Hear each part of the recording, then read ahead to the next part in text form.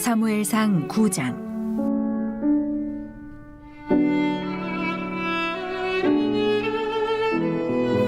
베냐민 지파에 기스라 이름하는 유력한 사람이 있으니 그는 아비엘의 아들이요 스롤의 손자요 베구랏의 증손이요 아비야의 현손이며 베냐민 사람이더라. 기스에게 아들이 있으니 그의 이름은 사울이요 준수한 소년이라. 이스라엘 자손 중에 그보다 더 준수한 자가 없고 키는 모든 백성보다 어깨 위만큼 더 컸더라. 사울의 아버지 기스가 암나귀들을 잃고 그의 아들 사울에게 이르되 너는 일어나 한 사환을 데리고 가서 암나귀들을 찾으라 하매 그가 에브라임 산지와 살리사 땅으로 두루 다녀 보았으나 찾지 못하고 사알림 땅으로 두루 다녀 보았으나 그곳에는 없었고 베냐민 사람의 땅으로 두루 다녀 보았으나 찾지 못하니라. 그들이 숲 땅에 이른 때에 사울이 함께 가던 사환에게 이르되 돌아가자. 내 아버지께서 암나귀 생각은 고사하고 우리를 위하여 걱정하실까 두려워하노라 하니 그가 대답하되 보소서 이 성읍에 하나님의 사람이 있는데 존경을 받는 사람이라. 그가 말한 것은 반드시 다 응하나니 그리로 가사이다. 그가 혹 우리가 갈 길을 가르쳐 줄까 하나이다 하는지라. 사울이 그의 사환에게 이르되 우리가 가면 그 사람에게 무엇을 드리겠느냐. 우리 주머니에 먹을 것이 다하였으니 하나님의 사람에게 드릴 예물이 없도다. 무엇이 있느냐 하니 사환이 사울에게 다시 대답하여 이르되 보소서 내 손에 은 한 세겔의 4분의 1이 있으니 하나님의 사람에게 드려 우리 길을 가르쳐 달라 하겠나이다 하더라. 옛적 이스라엘에 사람이 하나님께 가서 물으려 하면 말하기를 선견자에게로 가자 하였으니 지금 선지자라 하는 자를 옛적에는 선견자라 일컬었더라.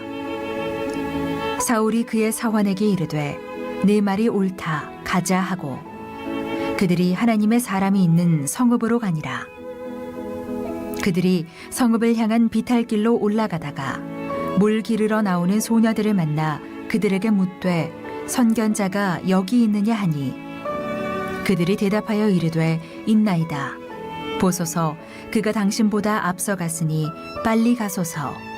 백성이 오늘 산당에서 제사를 드리므로 그가 오늘 성읍에 들어오셨나이다. 당신들이 성읍으로 들어가면 그가 먹으러 산당에 올라가기 전에 곧 만나리이다. 그가 오기 전에는 백성이 먹지 아니하나니 이는 그가 제물을 축사한 후에야 청함을 받은 자가 먹음이니이다. 그러므로 지금 올라가소서 곧 그를 만나리이다 하는지라. 그들이 성읍으로 올라가서 그리로 들어갈 때에 사무엘이 마침 산당으로 올라가려고 마주 나오더라. 사울이 오기 전날에 여호와께서 사무엘에게 알게 하여 이르시되 내일 이맘때에 내가 베냐민 땅에서 한 사람을 내게로 보내리니 너는 그에게 기름을 부어 내 백성 이스라엘의 지도자로 삼으라. 그가 내 백성을 블레셋 사람들의 손에서 구원하리라. 내 백성의 부르짖음이 내게 상달되었으므로 내가 그들을 돌보았노라 하셨더니 사무엘이 사울을 볼 때에 여호와께서 그에게 이르시되 보라 이는 내가 네게 말한 사람이니 이가 내 백성을 다스리리라 하시니라. 사울이 성문한 사무엘에게 나아가 이르되 선견자의 집이 어디인지 청하건대 내게 가르치소서 하니 사무엘이 사울에게 대답하여 이르되 내가 선견자이니라. 너는 내 앞서 산당으로 올라가라. 너희가 오늘 나와 함께 먹을 것이요 아침에는 내가 너를 보내되 내 마음에 있는 것을 다 내게 말하리라. 사흘 전에 일은 내 암나귀들을 염려하지 말라. 찾았느니라. 온 이스라엘이 사모하는 자가 누구냐? 너와 내 아버지의 온 집이 아니냐 하는지라. 사울이 대답하여 이르되 나는 이스라엘 지파의 가장 작은 지파 베냐민 사람이 아니니까. 또 나의 가족은 베냐민 지파 모든 가족 중에 가장 미약하지 아니하니까. 당신이 어찌하여 내게 이같이 말씀하시나이까 하니 사무엘이 사울과 그의 사환을 인도하여 객실로 들어가서 청한 자 중 상석에 앉게 하였는데 객은 30명 가량이었더라. 사무엘이 요리인에게 이르되 내가 네게 주며 네게 두라고 말한 그 부분을 가져오라. 요리인이 넓적다리와 그것에 붙은 것을 가져다가 사울 앞에 놓는지라. 사무엘이 이르되 보라, 이는 두었던 것이니 내 앞에 놓고 먹으라. 내가 백성을 청할 때부터 너를 위하여 이것을 두고 이 때를 기다리게 하였느니라. 그날에 사울이 사무엘과 함께 먹으니라. 그들이 산당에서 내려 성읍에 들어가서는 사무엘이 사울과 함께 지붕에서 담화하고 그들이 일찍이 일어날새 동틀 때쯤이라. 사무엘이 지붕에서 사울을 불러 이르되 일어나라, 내가 너를 보내리라 하매 사울이 일어나고 그 두 사람 사울과 사무엘이 함께 밖으로 나가서 성읍 끝에 이르매 사무엘이 사울에게 이르되 사환에게 우리를 앞서게 하라 하니라. 사환이 앞서가므로 또 이르되 너는 이제 잠깐 서 있으라. 내가 하나님의 말씀을 내게 들려주리라 하더라. 오늘도 이런 새벽 미명의 마음의 소원을 품고 하나님 품에 여러분 잘 나오셨습니다. 하나님의 은혜가 가득 흘러 넘치는 축복의 한 날 될 줄로 믿습니다. 오늘 우리 사무엘서 9장 앞에 우리가 자리하고 있는데 언제나 하나님 말씀 앞에 설 때마다 우리가 하나님 앞에 서는 영적인 그런 은혜를 누리게 되죠. 오늘도 하나님께서 이 이른 새벽 미명 말씀을 통하여 우리 가운데 찾아와 주실 줄로 믿습니다. 오늘도 역시 변함없이 놀라운 말씀이 이곳에 담겨 있어요. 하나님의 구원의 역사, 이 구원의 역사는 사람을 통해서 하나님이 일하고 계신 것을 우리가 말씀을 통하여 읽게 되죠. 그런 면에서 보면 아무리 사람이 참 문제가 되고 결국 사람 때문에 어려움을 당하고 예수님도 사람 때문에 십자가에 달려 고난을 당했지만 그럼에도 불구하고 여전히 또 사람이 희망인 이유가 여기에 있어요. 하나님이 그럼에도 불구하고 사람을 통하여 끊임없이 당신의 거룩한 구원의 역사를 이루어 가신다라고 하는 그런 사실이죠. 이제 새로운 시대의 문이 열리기 시작합니다. 그때 등장하는 인물이 바로 사울이라고 하는 인물이에요. 사사시대, 200년 사사시대가 이제 종식되고 새로운 왕정시대의 문이 열리게 되는데 첫 번째 초대 왕으로 등장할 인물이 바로 이 사울이라고 하는 인물이에요. 그래서 오늘 이 사무엘서 9장은 사울이 역사의 무대에 등극하기 바로 직전, 그 직전의 모습을 그리고 있는 그런 놀라운 말씀입니다. 오늘 말씀을 보게 되면 사울이 어떤 인물이었는가 당시 그것을 알 수 있게 되는데 그는 유력한 집안의 유력한 인물이었다라고 하는 사실이에요. 오늘 성경에 보게 되면 베냐민 지파 베냐민 사람이었다. 성경은 이렇게 기록하고 있는데 벤 이스메니라고 하는 말인데 여기서 벤 이스에미니에서 이 에미니라고 하는 말은 오른쪽이라고 하는 말이거든요. 오른편이라고 하는 말이에요. 그러니까 베냐민 지파 베냐민 사람이라고 말했을 때는 이 사람은 오른쪽의 아들, 오른편의 아들, 오른쪽 적석의 출신이구나라고 하는 걸 알게 돼요. 여러분 성서에 손에 대한 말씀 많이 나오고 오늘 사무엘서를 묵상하면서도 여호와의 손에 대해서 우리가 이미 묵상했고요. 구약 성경을 보게 되면 여호와의 손이 많이 등장합니다. 특별히 여호와의 오른손, 이 오른손의 축복, 이 오른손이 상징하는 것은 바로 구원을 상징하고 창조를 상징하고 회복과 치유와 응답의 역사를 상징하는 손이 오른손이에요. 이 오른손의 축복이 여러분 가운데도 있기를 간절히 바랍니다. 그러니까 이 표현을 보면 사울이라고 하는 이 인물은 대단히 존귀하고 화려한 집안의 배경을 가진 유력한 한 인물이었음을 알게 되는 거죠. 그래서 오늘 성경에도 보게 되면 그를 유력한 사람, 1절을 보세요. 함께 읽어봅니다. 베냐민 지파의 기스라 이름하는 어떤 사람? 유력한 사람이 있으니 그는 아비엘의 아들이요 스룹의 손자요 베고렛의 증손이요 아비야의 현손이요 베냐민 사람이었더라. 바로 그 베냐민 사람, 그 사람이 누구라고요? 바로 사울이라고 하는 인물이고요. 또 오늘 말씀을 통해서 사울이 어떤 인물이었는가 들여다보면 그의 외모가 준수하였는데 그냥 준수한 정도가 아니고 이스라엘에 이만큼 준수한 사람이 없었더라.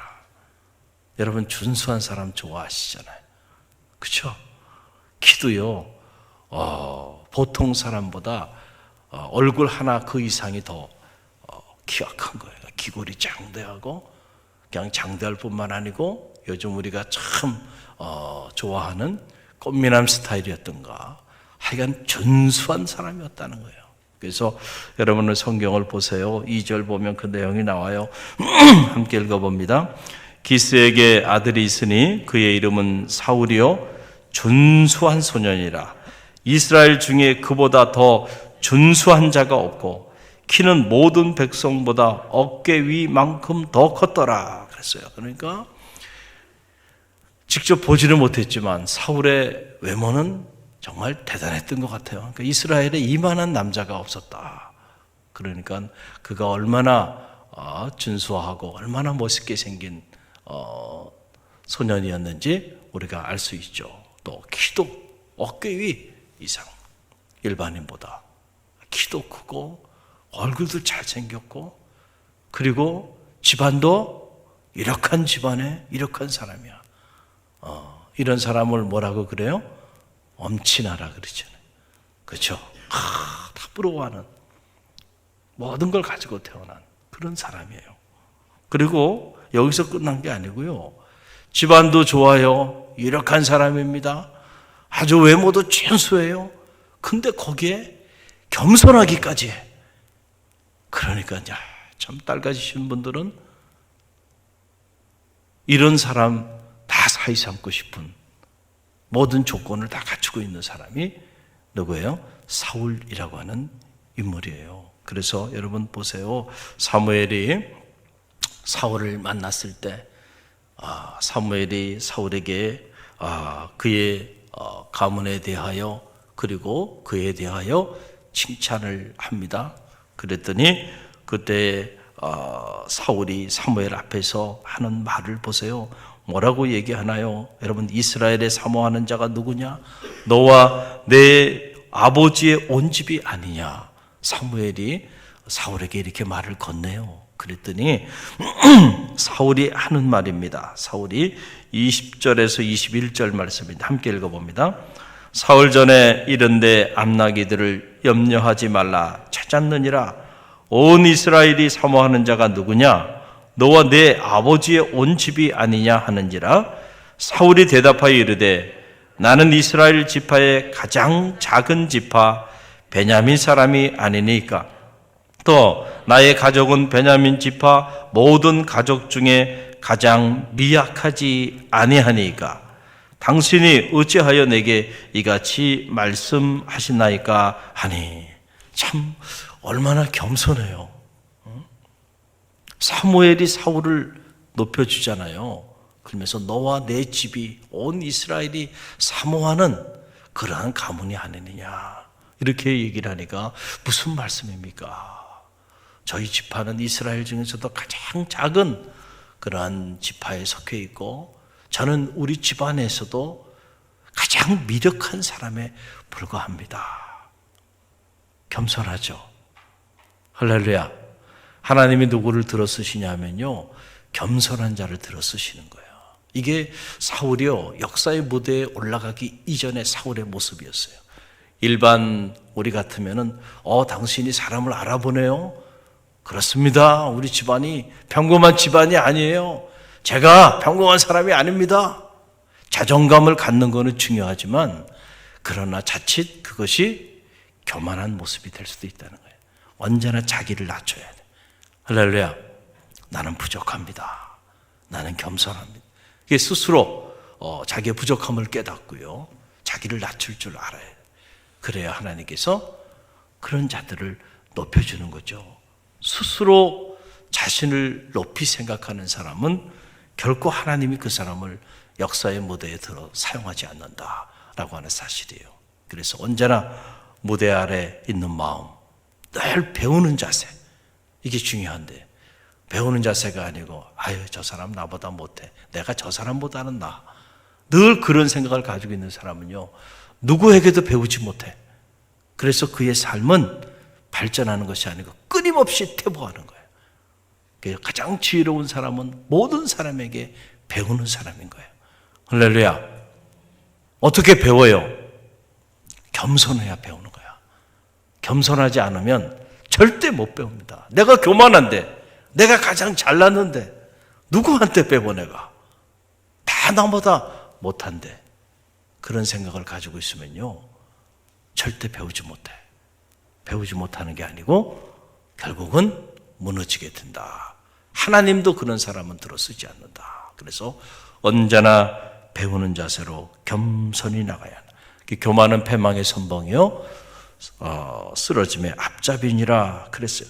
잠언 16장 19절 보게 되면 겸손한 자와 함께하여 마음을 낮추는 것이 교만한 자와 함께하여 탈취물을 나누는 것보다 나으니라 그랬고, 또 잠언 29장 23절에 보면 사람이 교만하면 낮아지게 되겠고 마음이 겸손하면 영예를 얻으리라. 할렐루야. 여러분 이게 중요해요. 우리가 늘 기도하면서요 이걸 붙잡고 기도해야 돼요. 사람은 누구나 이렇게 무대 아래 있을 때는 겸손해요. 그런데 이제 무대 위에 딱 등장하기 시작하면서 스포트라이트를 받기 시작하고 그리고 하나님의 축복이 임하기 시작하면요 이랬던 사울도요 변합니다. 변해요. 이제 우리가 다음 장에서 사울이 드디어 역사의 무대에 기름 부음을 받고 역사의 무대에 등극하는 이야기들이 쫙 나오는데, 사울이 이랬던 사울 여러분 기억했어요. 이랬던 사울이 어떻게 변해가는가. 역사의 무대 한복판에서 하나님의 축복을 받고 온 사람들의 스포트라이트를 받으면서 200년 사사시대를 종식하고 새로운 왕정시대의 문을 여는 첫 번째 초대왕으로 하나님이 그를 정기히 들어 역사의 무대 한복판에 들어 세워줬을 때 그가 어떻게 비참하게 무너져 내려가는가. 초심을 잃지 말아야 돼. 개구리 올챙이적 시절을 생각 못한다. 그런데 개구리가 늘 올챙이적 시절을 생각해야 된다니까요. 초심을 잃지 않았다고 한다면요 사울의 시대는 영원했을 겁니다. 그런데 그가 그만 초심을 잃어버리기 시작합니다. 그래서 우리가 생각하기에 모든 걸 갖춘 사람이 있죠. 집안도 좋아요. 유력한 사람이요. 그리고 준수하게 생겼어요. 그래 겸손하게까지 해요. 야, 볼 필요 없어. 딸이 있으면 이런 남자는 무조건 사위야. 그런데 그런 조건을 다 가지고 있는 그 사위도요 초심을 잃으면요 비참하게 무너지네. 사위 잘못 얻었어. 그렇게 된다니까. 할렐루야. 세상적인 스펙만 생각하다가는요 큰일 나네. 큰일 나네. 그래서 언제나 하나님 말씀 안에서 자기를 낮출 줄 아는 그런 하나님의 사람, 세상이 말하는 겸손과 또 우리 기독교 경전이 성서가 말하는 겸손의 차이는 뭘까요? 여러분, 어떤 도덕적이고 윤리적으로 사람들 앞에서 예의를 갖추고 자기를 낮추는 모습을 보이는 거, 세상 사람들은 그걸 겸손이라고 말을 해요. 근데 그렇게는 사는데 하나님 앞에는 무릎을 꿇질 않아. 겸손한 사람인가요? 성서가 말하는 겸손의 기준은 하나님 앞에서의 겸손을 말하는 거예요. 할렐루야. 그래서 우리가 영적인 겸손, spiritual humble이라고 하는 거잖아요. 세상 사람들 앞에는 예의도 갖추고 자기를 낮출 줄도 알아요. 그런데 하나님 앞에서는 무릎을 꿇을 줄 몰라. 겸손한 사람이 아니에요. 교만한 사람이지. 세상 앞에서는 담대하지만 하나님 앞에서는 한없이 나약한 자로 무릎을 꿇고 하나님 앞에 눈물로 기도할 줄 아는 사람, 정말 겸손한 사람이죠. 사울이 하나님 앞에 무릎을 꿇을 수만 있었다고 한다면요, 사울의 인생은 완전히 달라졌을 것이다. 그러나 그가 하나님이 축복해 주시고 부어주기 시작하니까 이제 이 사무엘, 자기에게 기름을 부었던 이 사무엘의 말도 한 귀로 듣고 한 귀로 흘리기 시작하고요, 여호와의 말씀도 경홀히 여기기 시작하고요, 자기 뜻대로 결단하고 판단하고 나가기 시작합니다. 세상에 자기보다 높은 사람이 없었죠. 그럴 때 하나님이 촛대를 옮겨버립니다. 한순간에. 우리는 그런 역사를 지금 볼 거예요. 할렐루야, 할렐루야. 오늘 이 믿음의 역사를 통해서 배웁니다. 초심을 잃지 말자는 거예요. 언제나 겸손해. 여러분들이 처음 주님을 영접했을 때 그 순수했던 믿음, 이걸 우리가 첫사랑이라고 말하잖아요. 첫사랑을 회복하라. 첫 믿음, 그 순수했던, 예배만 드려도 찬양만 드려도 눈물이 났던 그 열정, 그 다음에 그 겸손, 그 감사가 여러분 가운데 사라지지 않기를 간절히 바랍니다. 그러면 여러분의 시대는 영원할 겁니다. 오늘 사무엘서 9장을 통해서 배웁니다. 이 말씀 붙잡고 오늘도 기도하고요.